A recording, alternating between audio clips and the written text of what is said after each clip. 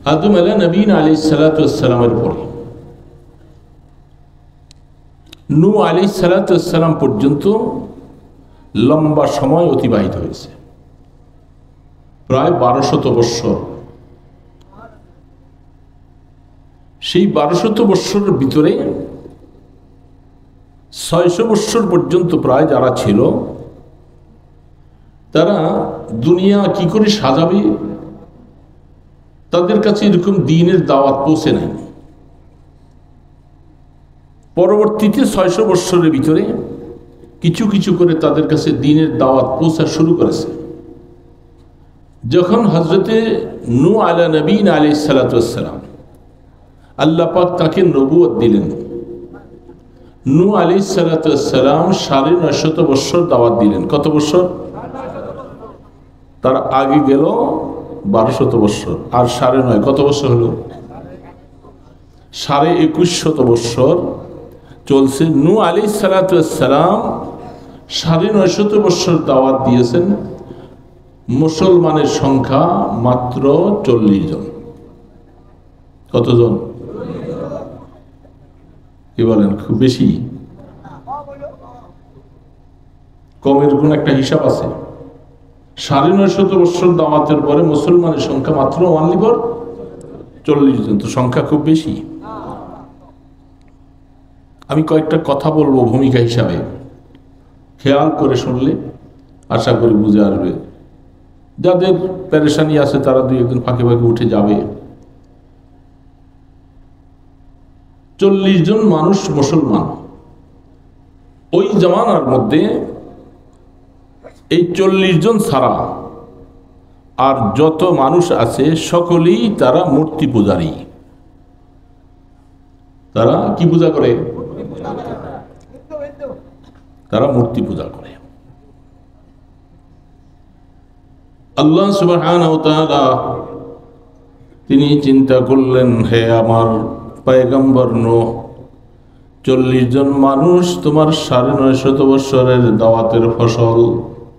এর মানে হলো ওই জামানার মধ্যে যত মানুষ আছে শুধু মুসলমান হিসাবে 40 জন, আর যত মানুষ আছে এরা সবাই মূর্তি পূজারী, মুশরিক।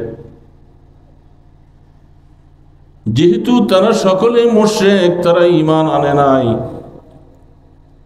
আমি আল্লাহ পাকের এলিমে জানা আছে তারা পরবর্তীতে যারা আছে একজনও আর ঈমান আনবে না। আল্লাহ পাকের এলিমে আছে না নাই? কি হবে না হবে সবকিছু আমার আল্লাহ জানেন কি জানেন না? আল্লাহ পাকের এলিমে এই 40 জন ছাড়া আর কেউ ঈমান আনবে না। তখন নূহ আলাইহিস সালাতু ওয়াস সালামকে আল্লাহ পাক শিখিয়ে দিলেন, এ পয়গম্বর নূহ, আমি তোমাকে একটা দোয়া শিখিয়ে দিই, রব্বি লা তাযার আলাল আরদি মিনাল কাফিরিনা দাইয়ারা। নূহ আপনি দোয়া করেন আল্লাহ পাকের কাছে, আল্লাহ যেহেতু এরা কেউ আর বেঁচে থাকবে না, এরা কেউ ঈমান আনবে না, আল্লাহ এদেরকে জমিনের মধ্যে বাঁচিয়ে থাকার আর অধিকার নাই। দোয়া করেন আপনার দোয়ার ফসলে আমি আল্লাহ সবাইকে শেষ করে দিব, তারপরে যারা থাকবে শুধু এরাই মুমিন আর মুসলমান থাকবে। নূহ আলাইহিস সালাতু ওয়াস সালাম আল্লাহ পাকের কাছে দোয়া করলেন, আল্লাহ পাক তাদেরকে গজব দিয়ে হালাক করার সিদ্ধান্ত নিলেন। সিদ্ধান্তের জন্য কি ব্যবস্থাটা করলেন? ওয়াসনাইল ফুলকা বিআয়ুনিনা। এখানে কোরআন শরীফের মধ্যে ফুলকুন শব্দ আসছে। ফুলকু কিস্তিকে বলা হয়, নৌকাকে বলা হয়। কিস্তি নৌকাকে বলা হয়। আল্লাহ পাক বলছেন, নূহ আপনি আমার নিগরানিতে ফেরেশতাদের তত্ত্বাবধানে আপনি, আমরা অনেক সময় বলে থাকি নৌকা বানান, কোরআনের শব্দ হিসাবে আপনারা বলেন। আচ্ছা বলেন তো, আল্লাহ পাক বলছেন এই 40 জন মুসলমান মানুষকে উঠান, আর আপনার আমার সৃষ্টিজীবের মধ্যে প্রত্যেকটা জোড়া জোড়া যারা আছে এদেরকে এক জোড়া করে এই স্টিমারে জাহাজে উঠান। গরু, ছাগল, ভেড়া, বকরি, হাঁস, মুরগা, শিগাল, কুকুর, বাঘ, ভালুক, যত আল্লাহর সৃষ্টি আছে সমস্ত সৃষ্টির থেকে এক জোড়া করে, তার মানে একটা পুরুষ, একটা, বলেন না, একটা পুরুষ।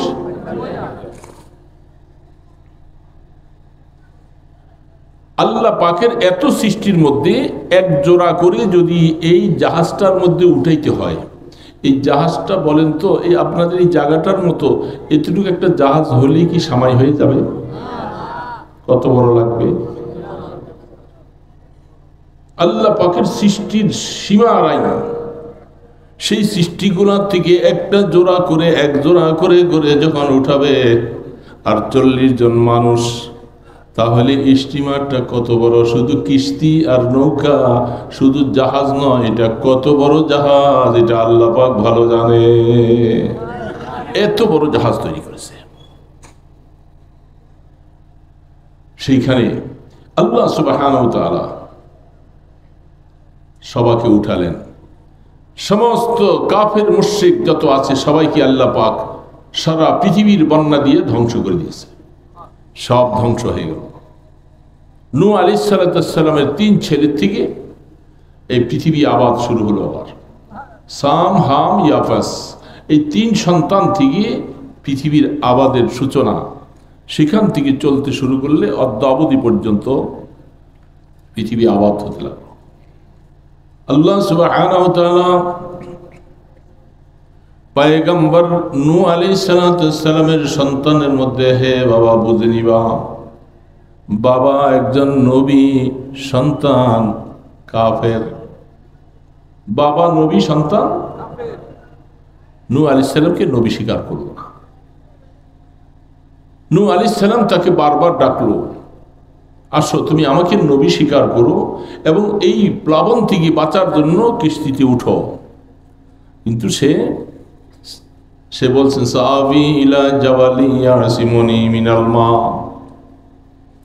আমার বাবা নূহ, শোনো, তুমি আমাকে ঈমানের দাওয়াত দিতেছ, আমাকে কালেমার দাওয়াত দিতেছ, এক আল্লাহর দাওয়াত দিতেছ, আর আমাকে ভয় দেখাইছো বন্যা যখন প্লাবিত হয়ে যাবে, তোমাকে ডুবিয়ে ফেলবে, তুমি বাঁচতে পারবা না।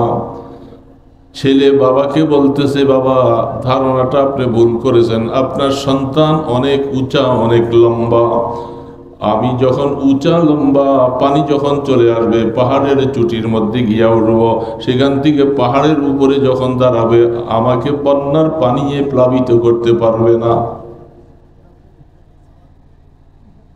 কোরআন বলতেছে, সাআবি ইলা জাবালি ইয়াসিমুনি মিনাল মা, আমি পানির থেকে বাঁচবো। পানিটা কে পাঠাইছে বলেন তো ভাই? একটু জোরে বলেন, কে? আল্লাহ পাক শব্দটা বললে সওয়াব হবে না গুনাহ হবে? এই যে মুখে দিয়ে আল্লাহ বলছেন, কত সওয়াব আমল। পানি পাঠাইছেন যে রব, যে আল্লাহ, সেই আল্লাহর উপরে ঈমান নাই না তো পাহাড়ের মধ্যে যায় তুমি বেঁচে যাইবা। সর্বশেষ অবস্থায় যখন পাহাড়ের মধ্যে উঠে গেল পানি, যখন সারা পৃথিবীটা প্লাবিত হয়ে যায়, সেখান থেকে তার সন্তান সে আর বাঁচতে পারলো না, পানির মধ্যে ডুবে শেষ হয়ে যায়। যখন ডুবতেছে তখন নূহ আলাইহিস সালাম ডাকছে, আসো, এখনো আসো, এখনো আল্লাহ পাককে আল্লাহ বলে, রব বলে স্বীকার করো, বাঁচতে পারবা, নতুবা বাঁচা সম্ভব নয়। সেই সন্তানদের মধ্যে সে আর বাঁচল না। নূহ আলাইহিস সালাম কি আবার নতুন করে প্রজনন ভূমিষ্ঠ শুরু হলো। 40 জনের মধ্য থেকে শুরু হতে হতে আজকাল সারা পৃথিবীতে কত মানুষ, কত 750-800 কোটি, 800 কোটি মানুষ সারা পৃথিবীতে। মুসলিমের সংখ্যা 150 থেকে 200 কোটি, আর মূর্তি পূজারী, খ্রিস্টান, ইহুদি, নাসারা, বৌদ্ধিস, এই সকলে মিলিয়া এবং যারা কোনো ধর্ম মানে না, এই ধরনের সংখ্যা হলো প্রায় 500 কোটির থেকে 550 কোটি। তাহলে মুসলিমের সংখ্যা বেশি না কম? কত কম? অনেক। নূহ আলাইহিস সালামের পরের থেকে এইভাবে যখন সারা পৃথিবীতে আবার নতুন করে মূর্তি পূজা শুরু হয়ে যায়, এটা বিশাল একটা ব্যাপার। মূর্তি পূজা কঠিন একটা বিষয়।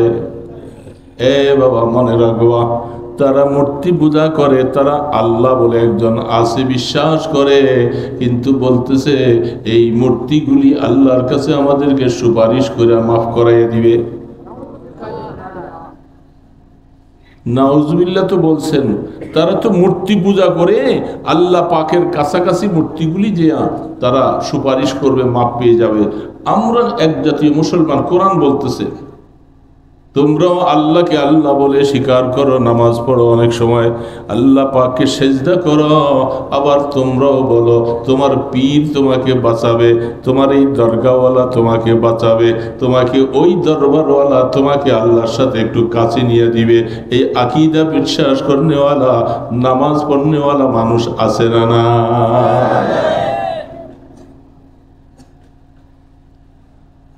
তাহলে ওদের মধ্যে আমাদের মধ্যে কি পার্থক্য,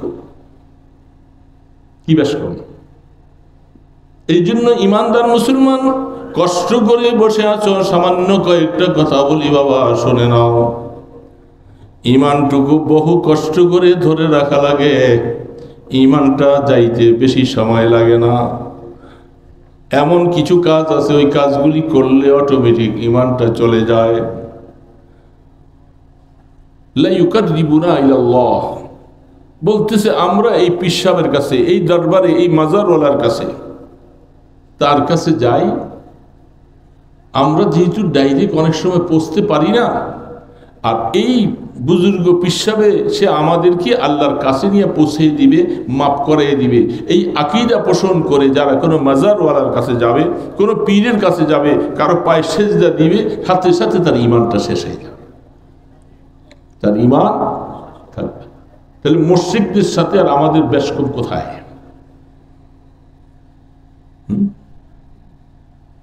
আল্লাহ সুবহানাহু ওয়া তাআলা কোরআন শরীফের মধ্যে আল্লাহ পাক বলছেন ওয়াবতাগু ইলাইহিল ওয়াসিলা। এই আয়াতটার ভুল ব্যাখ্যা দিয়া অনেক সময় আপনাদেরকে ধোঁকা দেওয়া হয়। মুসলমান বুঝে নাও ভাইরা, আল্লাহ পাক কোরআনে বলছেন হে আমার বান্দা বান্দি, আল্লাহ পাকের কাছ থেকে ক্ষমা নেওয়ার জন্য তোমরা উসিলা তালাশ করো, উসিলা বানাও।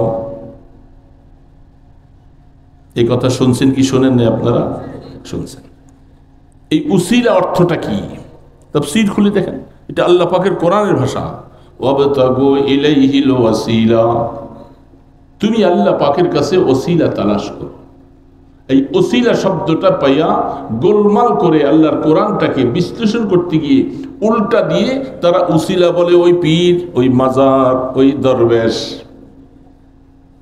তাকে তারা উসিলা মনে করে। যেহেতু আল্লাহ বলছে বেসরা পীর ফকিররা বলে, দেখছো কোরআনেই তো আল্লাহ বলছে উসিলা তালাশ করতে।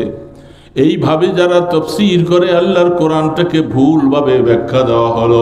মনে রাখো, তাফসীর খুলে দেখো, আমার আল্লাহ পাক বলেন এইখানে উসিলা তালাশ করার মানে হলো ইবাদতটাই হলো সবচেয়ে বড় উসিলা। সবচেয়ে বড় উসিলা হলো ইবাদত। তুমি ইবাদতের মাধ্যমে তোমার গুনাহ মাফ করার জন্য ব্যবস্থা করো, আল্লাহ পাকের কাছে দরখাস্ত পেশ করো। এইটার কথাই আল্লাহ পাক বলছে ঈমানদারেরা আল্লাহর কাছ থেকে ক্ষমা পাওয়ার জন্য উসিলা তালাশ করো। এর মানে হলো ইবাদতটাকে সামনে পেশ করো। আল্লাহ এই ইবাদতের বিনিময়ে তোমার কাছে মাফ চাই। যেমনটা দেখেন, ফেরেশতারা যখন আল্লাহ পাকের কাছে, আল্লাহ পাক বলছিলেন সারা পৃথিবীটা, এর পৃথিবীর মধ্যে জিন্নাতকে আল্লাহ পাক বানিয়েছিলেন। জিন জাতি এরা সবচেয়ে বেশি ফিতনা ফাসাদওয়ালা, দঙ্গা হাঙ্গামা করনেওয়ালা, সব কিছু উল্টা করনেওয়ালা তারা হলো ওই জিন্নাত ছিল। আল্লাহ পাক বলছে ফেরেশতারা এই সম্প্রদায় তারা আমার অবাধ্য হয়ে যায়, আমার কথা শোনে না। কাজ করো, তাদেরকে এই জমিন থেকে বিতাড়িত করে দাও, দূরে সরাইয়ে দাও। ফেরেশতারা সমস্ত জিন্নাতকে সরাইছে। সরাই আল্লাহ পাক বলতেছেন, ফেরেশতারা শোনো, আমি ভিন্ন একটা মখলুক বানাবো, একটা ভিন্ন জাতকে বানাবো।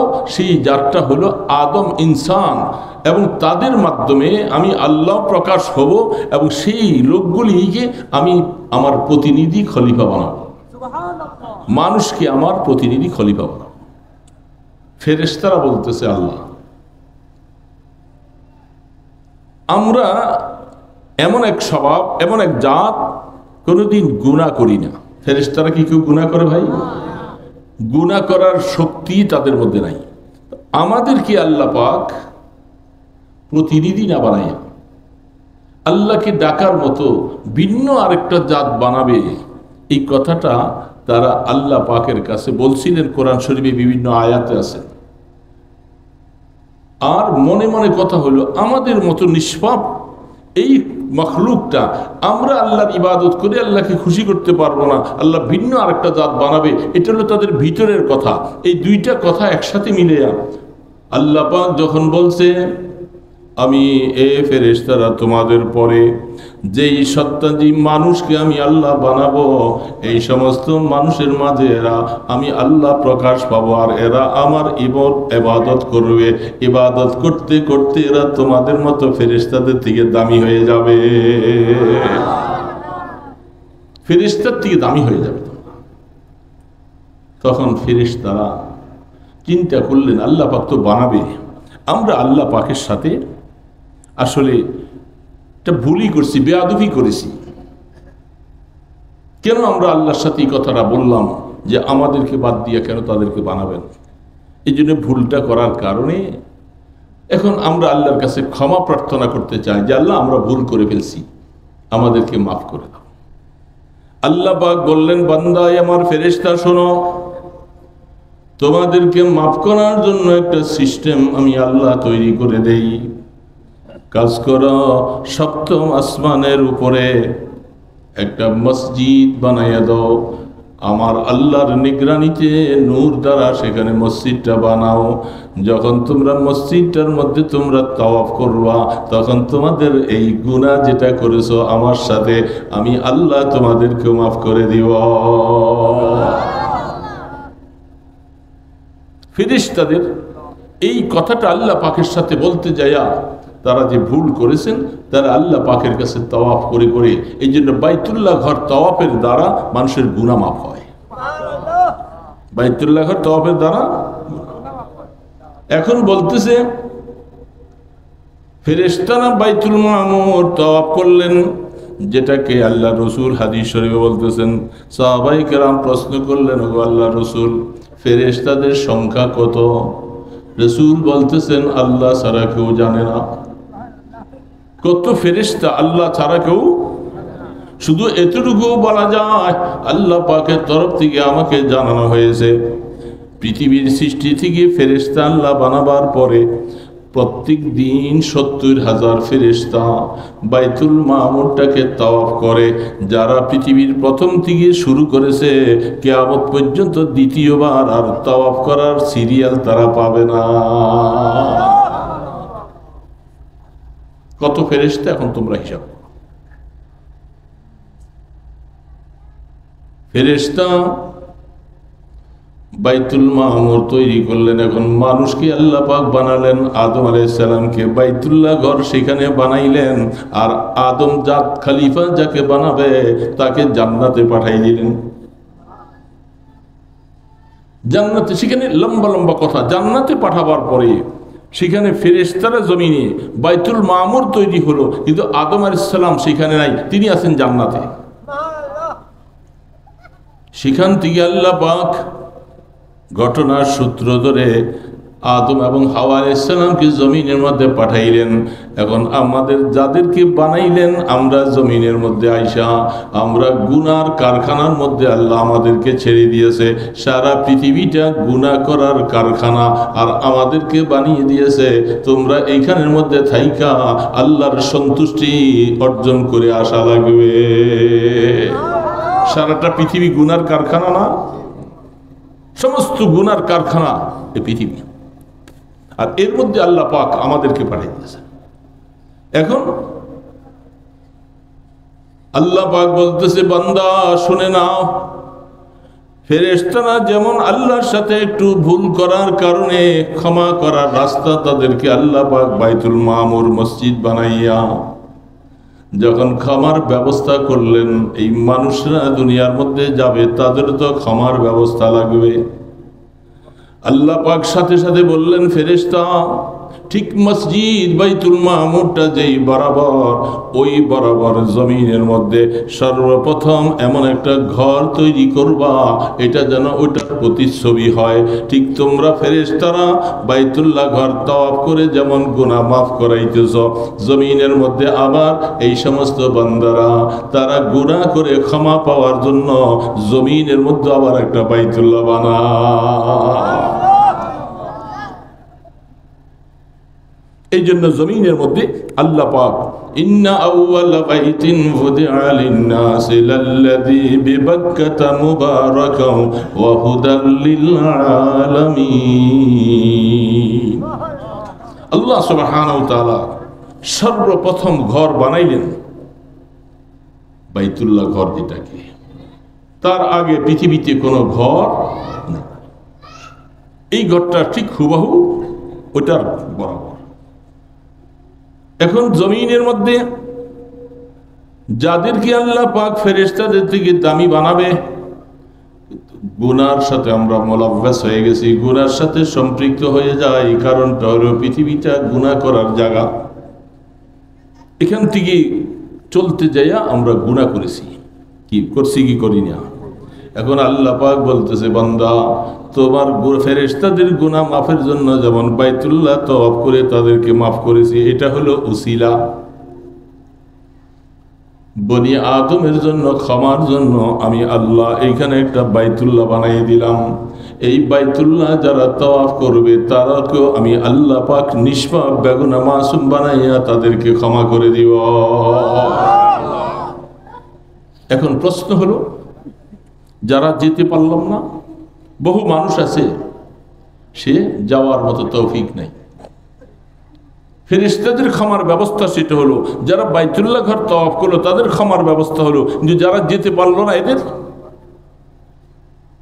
এই জন্য আল্লাহ সুবহানাহু ওয়া তাআলা ইব্রাহিম আলাইহিস সালামের মাধ্যমে আযান দিয়া যখন বাইতুল্লাহ যাওয়ার দাওয়াত পৌঁছেছিলেন, যারা রূহের জগতের মধ্যে আছে, আল্লাহু আকবার, আমরা রূহের জগতে ছিলাম। রূহের জগতে যত মানুষ সপ্তম আসমানের উপরে, সমস্ত রূহগুলি সেখানে আছে। ওই রূহের জগতে যারা আছে, ইব্রাহিম আলাইহিস সালামের আযানের আওয়াজটা আল্লাহ পাক কুদরতের দ্বারা সমস্ত মানুষের কর্ণকুহরে পৌঁছেছে। রূহের জগতে যারা আছে তাদের কানের মধ্যে আওয়াজটা পৌঁছাইয়া দেয়। এবং এই জন্য হাদিসে বলা হয়, সেইখানে যারা এই আযানটা শোনার পরে লাব্বাইক বলেছিল, তাদের হায়াতে বাইতুল্লাহ তাওয়াফ করা তাদের নসিবে জীবনে একবার হলেও হবে। এখন সেই বাইতুল্লাহ তাওয়াফ করার পরে দুইটা শর্ত আছে। বাইতুল্লাহ তাওয়াফ করার পরে যারা ফাহিশা গুনাহ থেকে এবং আল্লাহ পাকের নাফরমানির থেকে নিজকে বাঁচাইয়া তওবা করে যারা বাইতুল্লাহ তাওয়াফ করবে তাদের জন্য ক্ষমার ওয়াদা। যারা ফাহিশা গুনাহ ছাড়লো না, আল্লাহর নাফরমানি ছাড়ার অঙ্গীকার করলো না, এরা বাইতুল্লাহ গিয়ে হজ করলেও তাদের গুনাহ ক্ষমার কোনো ব্যবস্থা হবে না। কঠিন মাসালা। এই জন্য যারা বাইতুল্লাহ ঘরে এই গুনাহগুলার সাথে সম্পৃক্ত হইয়া গুনাহ ছাড়ার সিদ্ধান্ত নাই, গুনাহ থেকে তওবা করে নাই, ফাহিশা গুনাহ বুঝছেন তো, জিনা, ব্যভিচার, যত রকমের উল্টাপাল্টা আছে আমাদের বর্তমান অবস্থার ভিতরে। ইমানদার মুসলমান মহিলা মহিলার সাথে, পুরুষ পুরুষের সাথে, যারা যৌনখিদা নিবারণ করার জন্য সমকামিতা নামে এই সমাজের মধ্যে যেটা প্রতিষ্ঠা হয়ে যাচ্ছে, মুসলমান আমরা চুপচাপ বসে আছি। এই ধরনের ফাহিশা গুনাহ যারা সম্পৃক্ত থাকবে, এরা যদি বাইতুল্লাহ তাওয়াফ করে তাদের গুনাহ ক্ষমার ব্যবস্থা হবে না। সমকামিতা বুঝছেন তো, যৌনখিদা নিবারণ করে মহিলা মহিলা, পুরুষে পুরুষে। আপনারা বলেন তো, জানোয়ারের মধ্যে এই স্বভাব আছে? বুঝে নেই, জানোয়ারের মধ্যে আছে? জানোয়ার একটা কুত্তা যদি তার যৌনখিদা নিবারণ করতে চায়, সে আরেকটা কুকুরের কাছে যায় না, কুকুরুনির কাছে যায়। কার কাছে যায়? কুকুরিনীর কাছে যায় না, সে কুকুরির কাছে যায়। একটা বাঘ তার যৌবন মিটাবার জন্য আরেকটা বাঘিনীর কাছে যায়, ঠিক তেমনি ভাবে একটা ষাঁড় বলদ সে আরেকটা গাভীর কাছে যায়। গাভী আর গাভী যৌনখিদা নিবারণ করে না, কুত্তা আরেকটা কুত্তার সাথে যৌনখিদা নয়, কুত্তা সেও তার স্বজাতের মধ্যে আরেকটা কুকুরিনীর কাছে যায়। কিন্তু আফসোস হলো, আমরা কুকুর আর কুত্তার থেকে আরো বেশি খারাপ হয়ে গেছি। কারণ আমাদের যৌনখিদা নিবারণের জন্য মহিলা মহিলা, পুরুষে পুরুষে সমকামিতা যারা করবে, তাদের অবস্থার উপরে এই সমাজ প্রতিষ্ঠা হতে যাচ্ছে। ইমানদার মুসলমান ওলামায়ে কেরাম বলে যায়, আপনাদের দায়িত্ব যে এই ধরনের শিক্ষানীতির উপরে আমরা আমাদের সন্তানকে পড়াবো না। সমকামিতার শিক্ষা পড়াইবেন আপনারা? এই গুনাহ হাইওয়ান জানোয়ার থেকে আরো নিকৃষ্ট, অধম হয়ে গেছে। কুকুর কুকুরনির সাথে মিলে, আর তুমি এক কুকুর আর কুকুরের সাথে আরেকটা কুকুরনি কুকুরের সাথে মিলবে, এই সমকামিতা শরীয়তে হারাম, ফাহিশা। والذين إذا فعلوا فاحشة أو ظلموا أنفسهم ذكروا الله, যারা ফাহিশা গুনাহ করে, এই ফাহিশা গুনার সাথে যারা লিপ্ত, এ মুসলমান, তুমি যখন বাইতুল্লাহ যাইবা, ফাহিশা গুনাহ করে যাবা, তওবা করো নাই, যখন দেয়া সেইখানে লাব্বাইক শব্দটা যখন বলবা, লাব্বাইক মানে আল্লাহ আমি হাজির, আল্লাহ পাকের তরফ থেকে ফেরেশতারা বলবে লা লাব্বাইক ওয়ালা সাদাইক, তোমার লাব্বাইক আমার কাছে গ্রহণ হলো না, তুমি তোমার গুনার বোঝা নিয়ে থাকো, তোমার গুনাহ ক্ষমা হলো না, যেহেতু তোমার লাব্বাইক আমি আল্লাহ গ্রহণ করি নাই।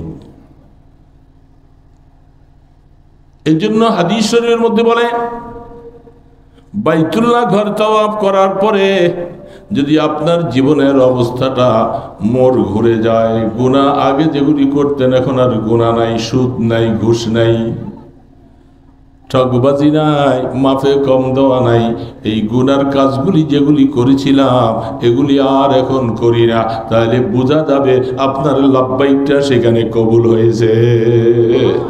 আর যদি দুনিয়ায় আসার পরে এখনো সুদের কারবার, মিথ্যার কারবার, ফাহিশা গুনাহ করো, অন্যায় কাজ জুলুম করো, নামাজ নাই, হক আদায় করো না, বোঝা যায় তুমি হজে যে লাব্বাইক পড়েছ, তোমার লাব্বাইকটা আল্লাহ পাক বলছে লা লাব্বাইক ওয়ালা সাদাইক, তোমার লাব্বাইক আমার কাছে কবুল নয়, তার মানে তোমার হজের দ্বারা গুনাহ মাফ হয় নাই।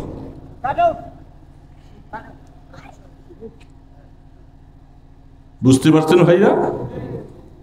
তাহলে আমাদের অবস্থা, গুনাহ মাফ হওয়ার জন্য আল্লাহ পাক সেই উসিলা ফেরেশতাদের জন্য ওইটা দিয়েছে, আর বনি আদমের জন্য আল্লাহ পাক ঠিক ঘরের সাথে সামঞ্জস্য রেখে জমিনের মধ্যে প্রথম ঘর বানাইয়া, এখন সেইখানে যাইয়া যারা লাব্বাইক বলবে তাদের গুনাহ মাফ করার ওয়াদা, শর্ত হলো ফাহিশা গুনাহ ছেড়ে দিতে হবে, অন্য গুনার থেকে তওবা করা লাগবে।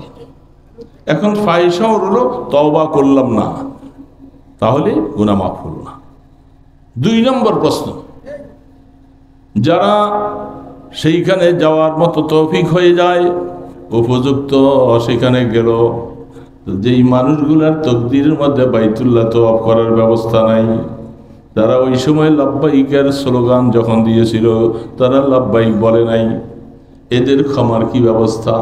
এই জন্য আল্লাহ সুবহানাহু ওয়া তাআলা বলেন, হে আমার পয়গম্বর ইব্রাহিম, বাইতুল্লাহ ঘর বানাবার পরে সারা পৃথিবীর মধ্যে মসজিদ হবে, এই বাইতুল্লাহর অংশ থেকে সাফা পর্বতের মধ্যে দাঁড়াইয়া পাথরগুলা ছুটতে থাকো, সেই পাথরগুলি পৃথিবীর প্রত্যন্ত অঞ্চলে আমি আল্লাহ আমার কুদরতের দ্বারা পৌঁছাবো, যেখানে একটা পাথর পড়বে কিয়ামতের আগ পর্যন্ত সেখানে একটা মসজিদ তৈরি হবে। এই মসজিদগুলি ওই বাইতুল্লাহর শাখা মসজিদ, বাইতুল্লাহ, বাইতুল্লাহ হলো কেন্দ্র, আর সারা পৃথিবীর মসজিদগুলিও বাইতুল্লাহর শাখা। শাখার সাথে সম্পর্ক রাখলে কেন্দ্রের সাথে যোগাযোগ সহজ। কি ঠিক না ঠিক? এই জন্যই বলা হচ্ছে যাদেরকে তকদির অনুযায়ী সেখানে বাইতুল্লাহ যায়া লাব্বাইক পড়ার মতো অবস্থা তার তকদিরে আসে নাই, সেই মানুষগুলি দুনিয়ার মধ্যে দুনিয়ার এই বাইতুল্লাহর শাখা যেখানে আছে এই বাইতুল্লাহর শাখার সাথে সম্পর্ক যখন করবে আল্লাহ পাক বলে এই উসিলায় আমি তোমাকে মাফ করে দিব। এই জন্যই ওই হাদিস শরীফের মধ্যে আল্লাহ রসুল বলেন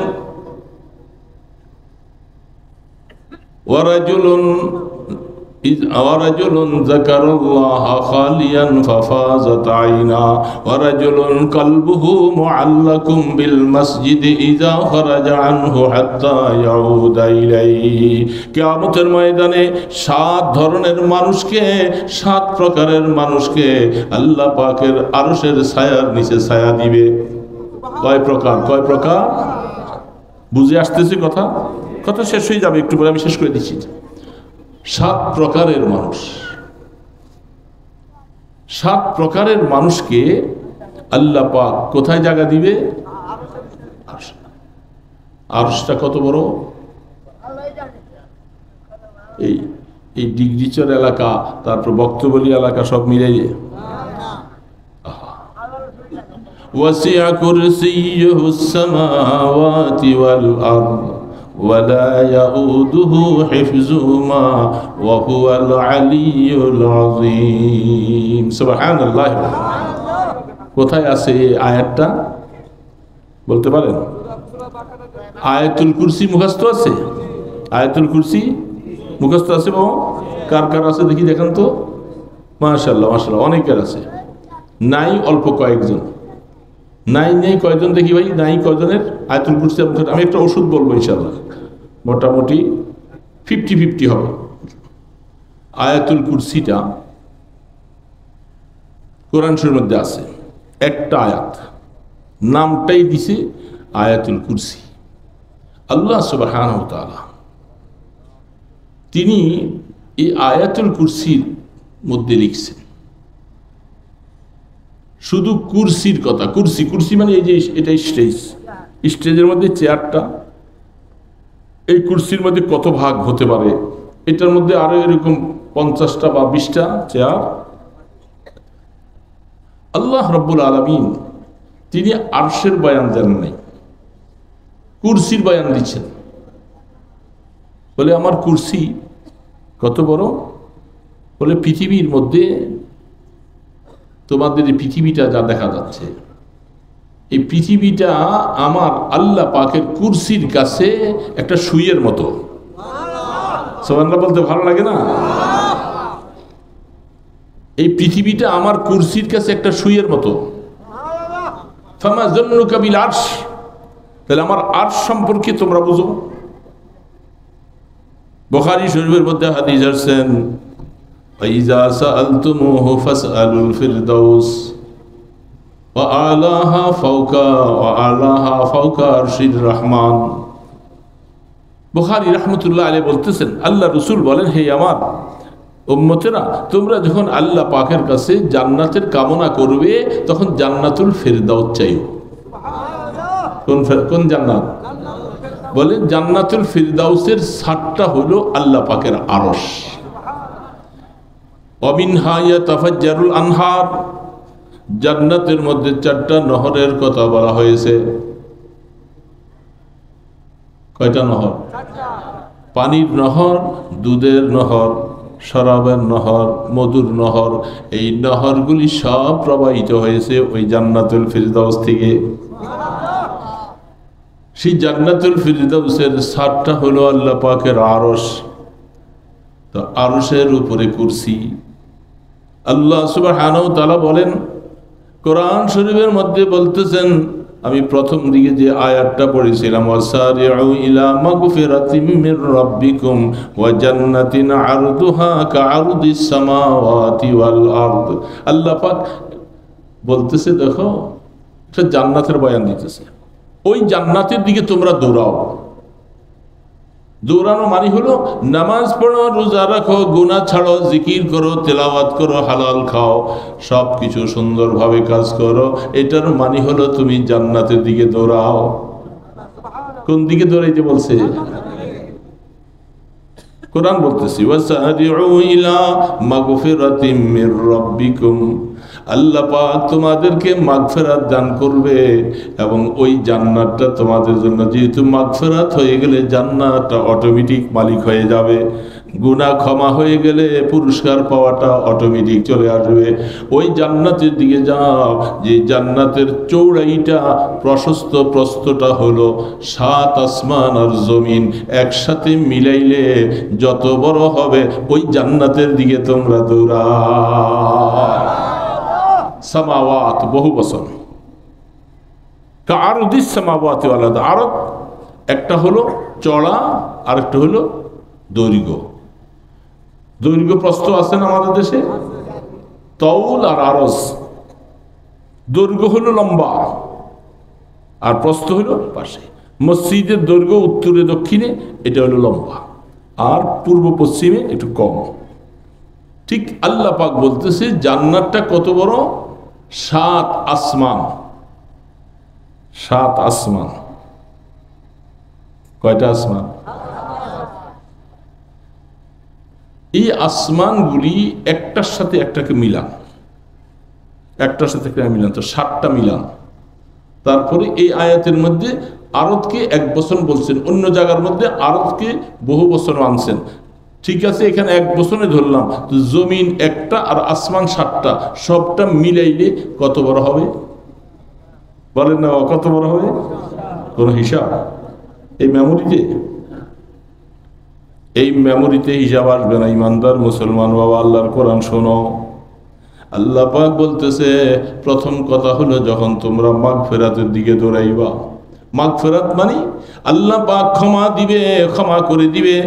নামাজ, রোজা, হজ, যাকাত, তাসবিহ, তাহলিল, হালাল খাওয়া, হারাম থেকে বেঁচে থাকা, এই গুনাহ থেকে বেঁচে থাকবা যখন, তখন তোমাদেরকে মাফের রাস্তায় আসবে। তোমরা আল্লাহর কাছে ক্ষমা পাওয়ার জন্য দৌড়াও। দৌড়াতে দৌড়াতে ওই জান্নাতের দিকে যাও, যে জান্নাতের পরিধি এত বড়, ওই জান্নাত তোমাদের জন্য তৈরি করে রাখছি। কত বড় জান্নাত! বিশ্বাস হয়? বিশ্বাস হয় না? বলেন না, আসতে বলেন কেন? অবিশ্বাস হয়? কোরআন শরীফ আয়াত মানবেন কি মানবেন না? কোরআন শরীফটা খুলে দেখেন, আপনি বলতে পারেন এত জায়গা, এত জায়গা কোথায় আছে না নাই? আপনাদের বিজ্ঞান বলতেছে, আমরা বলি না, আপনাদের বিজ্ঞান বলতেছে যে সূর্যটা দেখতেছি, সূর্যটা পৃথিবীর থেকে 9 কোটি গুণ বড়। এই পৃথিবী যেটা দেখতেছি, পৃথিবী বুঝছেন তো, শুধু বাংলাদেশ, সারা ওয়ার্ল্ড ব্যাপী যেটাকে পৃথিবী বলা হয়, এই পৃথিবীর থেকে সূর্যটা 9 কোটি 30 লক্ষ মাইল 33 লক্ষ মাইল বড়। আর এটা হলো আল্লাহ পাকের সৃষ্টি গ্রহগুলোর মধ্যে একটা ছোট গ্রহ।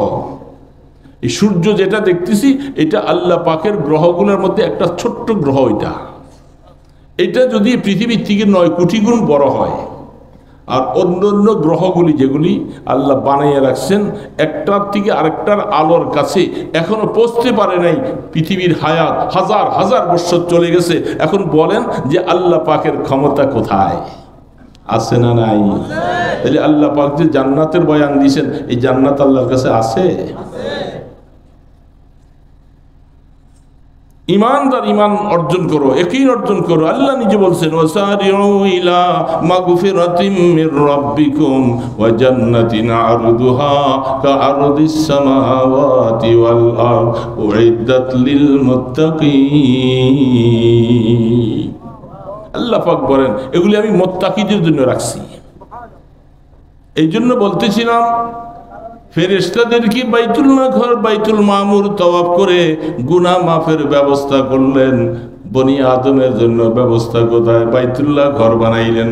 এখন যারা সেখানে যাবে তারা যাওয়ার পরে তওয়াফ করবে। শর্ত হলো 2টা, ফাহিশা গুনাহ থেকে এবং সমস্ত অন্যায় থেকে বাঁচতে হবে। যারা বাঁচল না তাদের ভাগ্যে আল্লাহর পক্ষ থেকে লাব্বাইকের ঘোষণা আসবে না। যারা আমরা যেতে পারলাম না, যাওয়ার মতো তকদির নাই, টাকা নাই, পয়সা নাই, তকদিরও নাই। তকদির আছে না আছে এটা চেষ্টার পরে বোঝা যাবে। এখনকার সময় প্রায় 6 লাখ, আনুষাঙ্গিক সহ 6.5-7 লাখ টাকা খরচ একটা বার কি করলে, হজ করলে। এখন যার কাছে সেই নাই, এই লোকটা, এই জন্য বলা হচ্ছে ورجل قلبه معلق بالمسجد إذا خرج عنه حتى يعود إليه। এই ব্যক্তি, তুমি বাইতুল্লাহ ঘর যাওয়ার মতো তৌফিক তোমার নাই। বাইতুল্লাহ কেন্দ্রের ঘর শাখাগুলোর সাথে দুনিয়ার প্রত্যন্ত অঞ্চলে যে ঘরটা আছে ওই ঘরটার সাথে তোমার দিলটা তুমি লটকাইয়া দাও। দিল লটকাইয়া কেমনে দিবা? ওইখানে বাইতে রাখবে? ফজর নামাজ পড়ার পরে দুনিয়ার কাজ কারবারে আসলো গেল ঘুরলো, আবার মনে মনে খেয়াল কখন জোহরটা যে আল্লাহর ঘরে পড়বো, জোহর পরে আসার পরে আসর পর্যন্ত আবার কখন আসর পড়বো, আসর পড়ার পরে আবার মাগরিবের জন্য প্রস্তুত। এইভাবে করে নামাজগুলি আল্লাহর ঘরে যাওয়ার জন্য মনটা সবসময় উদ্গ্রীব হয়ে থাকে। বলা হয় এই লোকটা দিলটা যেন আল্লাহর ঘরে লটকানো। আর এই সমস্ত লোকগুলার ক্ষমার জন্য বলা হয়েছে, যেহেতু কেন্দ্রে তুমি যাইতে পারো নাই, শাখার মধ্যে যায়া কেন্দ্রের সাথে যোগাযোগ রাখো। এই শাখার মধ্যে যায়া সেজদা দিলে আল্লাহ সুবহানাহু ওয়া তাআলা তোমার গুনাহ মাফ করে দিবে। বুঝে আসতেছে বাবা? তাহলে আল্লাহ সুবহানাহু ওয়া তাআলা আমাদেরকে গুনাহ থেকে বাঁচার জন্য যে জীবনটা তৈরি করতে বলছেন, এটা আমার জন্য ফরজ, আপনার জন্য ফরজ, প্রত্যেকটা ইমানদারের জন্য। যেহেতু গুনাহ করলে সন্তান মা বাবার সাথে বেয়াদবি করলে দূরত্ব হয়, হয় কি হয় না? ঠিক আল্লাহর সাথে বান্দা যখন গুনাহ করে আল্লাহর সাথে বান্দার দূরত্ব হয়ে যায়, দূরত্ব হয়ে যায়। নামাজ যখন ছেড়ে দেয় তখন বান্দার সাথে আল্লাহর সাথে খুব দূরত্ব হয়ে যায়। এই জন্য কোরআন বলছে তুমি সেজদা লাগাও আর আমার কাছে কাছে আসো। তার মানে হলো সেজদা দিলে আল্লাহর নৈকট্য লাভ হয়। যারা সেজদা দেয় না তারা আল্লাহ পাকের নৈকট্যের থেকে অনেক দূরে। যখন দূরে থাকে সেই লোকটা নিরাপদ থাকে না, যত কাছে থাকে নিরাপদ থাকে। আল্লাহ সুবহানাহু ওয়া তাআলা এই জন্য বলতেছি, ইমানদার মুসলমানেরা, নামাজটা পড়ার মাধ্যমে তুমি আমার নৈকট্য লাভ করো, আমার কাছে আসো, আমার কাছে আসো, এবং গুনাহগুলি ছেড়ে দাও, ফাহিশা গুনাহ ছেড়ে দাও। বর্তমান জমানায় চতুর্দিকে যে অবস্থা, জিনা, ব্যভিচার, বেপরদগি, সাইলাব, উলঙ্গপনা, বেহায়াপনা, গান, বাদ্য, থিয়েটার, বাস্কুপ, 14ই ফেব্রুয়ারি ভ্যালেন্টাইন্স ডে, ভালোবাসা দিবস, কত কিছু আছে না নাই?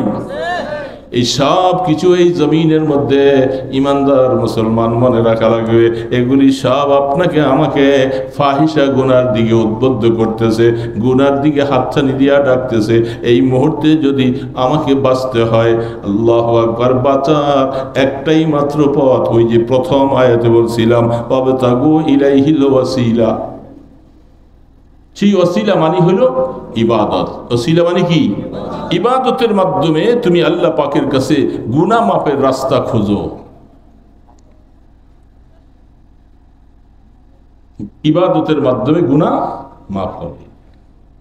আর যারা মনে রাখা রাখবে কোন আহলুল্লাহর সাথে, তো বলবেন, আপনি প্রশ্ন আসতেছে, তাহলে হুজুর আমাদের অমুক দরবার, এত বড় বড় দরবার, এই দরবারের মধ্যে এত গরু, এত মহিষ, এত কিছু, এত দরবারের মধ্যে সেখানে যাই, তা আমরা এত বড় দরবারের মধ্যে যাব কেন? আর সেখানে গিয়ে যদি আমি ক্ষমার ব্যবস্থায় যদি না হলে তো যাব কেন? হ্যাঁ, আমরা বলবো পীর ধরা জরুরি। পীর মানি আপনাকে এখানে উসিলা নয়, পীর মানি আপনাকে এখানে জানতে হবে, ইলম অর্জন করতে হবে। একটা জিনিস সূক্ষ্ম কথা মনে রাখা দরকার, এই কথাটা বলে ইনশাল্লাহ শেষ করব। গুনাহ থেকে বাঁচার জন্য কোনো মানুষ কোনো পীরের কাছে যাইয়া কোনো মাজারওয়ালার কাছে যাইয়া সে তাকে যদি উসিলা বানায় আর এই উসিলায় আমাকে মাফ করে দেওয়া হবে, এটা সম্পূর্ণ ধোঁকা। আর মনে রাখতে হবে আল্লাহর কোরআনের উসিলা শব্দের মানিটা হলো কি? ইবাদত। ইবাদতের মাধ্যমে তুমি উসিলা তালাশ করো, ইবাদতের দ্বারা ক্ষমার ব্যবস্থা হবে। তাহলে আমি পীর ধরবো কেন? ইবাদতের দ্বারা গুনাহ মাফ হবে, আর পীরের দ্বারা গুনাহ থেকে বাঁচার জন্য রাস্তা শিখানো হবে। দুইটা দুই রকম বেশ কম আছে। কোন নেহালুল্লাহ নেককার মানুষের সোহবতে যাইয়া গুনার থেকে বাঁচার জন্য আপনাকে রাস্তা শেখানো হবে। এই রাস্তায় চললে গুনার থেকে বাঁচতে পারবো, এই রাস্তায় চললে গুনার থেকে বাঁচতে পারবো। এই জন্যই কোনো আহলুল্লাহর কাছে যাওয়া লাগে। তার মানে বেসরা কারো কাছে যাইয়া বরবাদ হয়ে গেলে চলবে না। বেসরার কাছে যাইলে অসিলা তালাশ করলে এই উসিলার দ্বারা ক্ষমা পাওয়া যাবে না, বরং নিজের জীবনটা বরবাদ হয়ে যাবে। এই জন্য মুসলমান, ছোট্ট আয়াতটুকু পড়েছিলাম এই কথাটা, আয়াতের শেষে একটা হাদিস পড়েছি। আল্লাহর রাসূল ইরশাদ ফরমান, ইন্নাল কুলুবা তাসদাউ কামা ইয়াসদাউল হাদিদু ইযা আসাবাহুল মা। লোহার মধ্যে পানি লাগলে ঝং ধরে কি ধরে না? অনেক দিন পরে থাকলে তো মাটিও খেয়ে ফেলে, লোহা খেয়ে ফেলে। ঠিক এ বনি আদম, গুনাহ থেকে যদি তুমি বাঁচতে না পারো, আল্লাহর হুকুম মতো যদি জীবনটা না কাটাও, এই কলবের মধ্যে আস্তে আস্তে করে দাগ পড়তে থাকে। একটা গুনার দ্বারা একটা দাগ পড়ে। কাল্লা বাল রানা আলা কুলুবিহিম মা কানু ইয়াকসিবুন। একটা গুনাহ করলে একটা দাগ পড়ে। তো আল্লাহ রাসূল বলেন, ইন্নাল কুলুবা ইযা তাসদাউ কামা ইয়াসদাউল হাদিদু ইযা আসাবাল মা। লোহার মধ্যে পানি লাগলে যেমন ঝংকার ধরে যায়, ঠিক আপনার আমার কলবটা গুনাহ করতে করতে কলবটা মরিচা পড়ে ঝংকার ধরে যায়। এটার মধ্যে হেদায়েতের কথা ঢুকবে না, ভালো কথা ভালো লাগবে না, গান বাদ্য পছন্দ হবে, বেগানা নারীকে পছন্দ করবা, উল্টা পাল্টা সব চলা তোমার কাছে পছন্দ লাগবে। তখন বুঝবা তোমার কলবটা রোগে আক্রান্ত হয়ে গেছে। কি হয়েছে? কলবটা, কোরআন বলতেছে এটার মধ্যে আর কোনো হেদায়েতের কথা ঢুকবে না।